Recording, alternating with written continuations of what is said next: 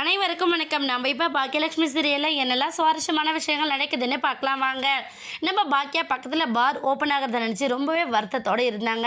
இந்த கவலையெல்லாம் போக்குற விதமாக நம்ம பழனிசாமி ஒரு பக்கம், மேடம் நீங்கள் ஒன்றும் கவலையே படாதீங்க, பக்கத்தில் பார் இருந்தால் என்ன, குடிக்காரவன் எல்லாருமே சண்டை போடுவான்றது ஒன்றும் கிடையாது அப்படிங்கிற மாதிரி கடை ஓனர்கிட்ட பேசி சமாதானப்படுத்துறன்ற பேரில் கூட்டிகிட்டு போய் ஒரு பெரிய ஆர்டரே வாங்கி கொடுத்துட்டாங்க.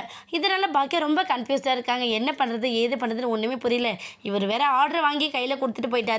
நம்ம அவங்க எதிர்பார்க்குற அளவுக்கு டேஸ்டியாக நம்மளால் சமைக்க முடியுமா அப்படிங்கிறத தாண்டி அவங்க தேவையில்லாத பிரச்சனை பண்ணுவாங்க அப்படிங்கிறத நினச்சி நம்ம பாக்கியாவும் கூட ஒர்க் பண்ணுற மற்றவங்களுக்கும் பெரிய கன்ஃபியூஸ்டாகவே இருக்குது. இதனால செல்வி என்ன பண்ணுறாங்கன்னா, அக்கா என்னக்கா நம்ம பக்கத்தில் பாரே இருக்க வேணாம்னு சொல்லி பேசுவாங்கன்னு பார்த்தா கடைசியில் அண்ணன் இப்படி பண்ணிட்டு போயிட்டாரு.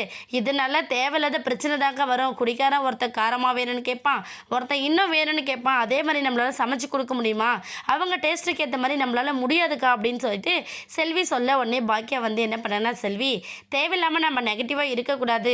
ஏன்னா எல்லாத்துலேயும் ஒரு கான்ஃபிடென்ட் அப்படிங்கிறது ரொம்ப நமக்கு முக்கியம். அதை நம்ம கை விட்டுட்டோம் அப்படின்னா நம்மளோட பிஸ்னஸை சக்ஸஸ்ஃபுல்லாக கொண்டு போக முடியாது செல்வி அப்படின்னு சொல்லிட்டு பாக்கியா வந்து அவங்க எல்லாருக்கும் ஆறுதல் சொல்கிறாங்க.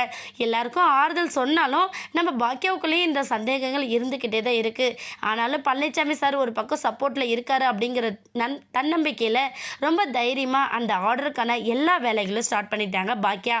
அதுக்கு முன்னாடி அந்த பார் ஓனர் ஒரு பக்கம், அம்மாடி நான் சொன்னபடி ரொம்ப காரமாகவும் டேஸ்டியாகவும் சாப்பாடு இருக்கணும், வர எல்லாருமே ரசித்து ருசித்து சாப்பிட்ற மாதிரி இருக்கணும் அப்படிங்கிறத ரொம்ப ஸ்ட்ராங்காக சொல்லிட்டு கிளம்பி போயிட்டாரு.